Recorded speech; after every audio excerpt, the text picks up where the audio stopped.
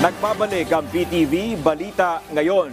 Silipin muna natin ang sitwasyon sa Quirino Grandstand sa Maynila kung saan ginaganap ang tradisyonal na pahalik sa Poong Nazareno. Nariyan ngayon si Joshua Garcia live. Joshua, marami pa rin bang nakapila dyan?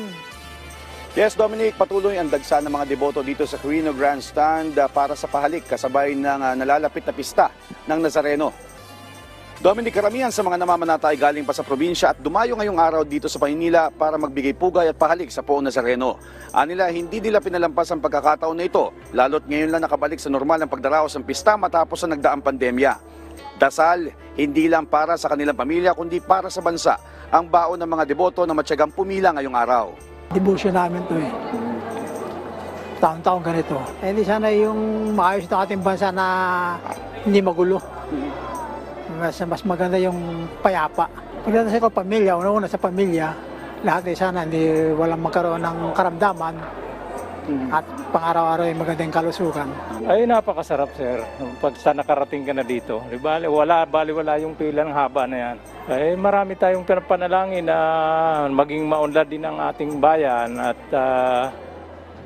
lahat ng pamilya ay wag lang dapuan ng masamang mga espiritu.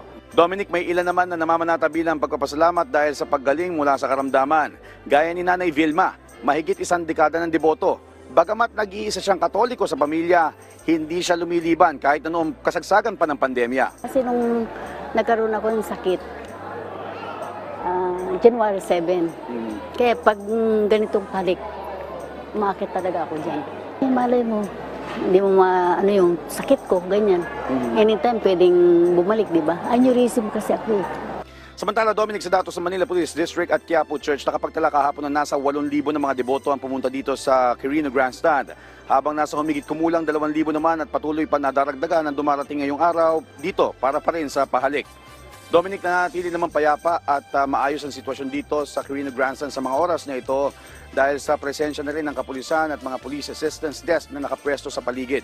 At Dominic, paalala ng simbahan ng Quiapo at ng mga otoridad sa mga deboto na bibisita sa Nazareno ay wag na magdala ng bag. At kung hindi naman maiwasan ay gamitin ay transparent na bag para hindi masyadong maantala sa security inspection.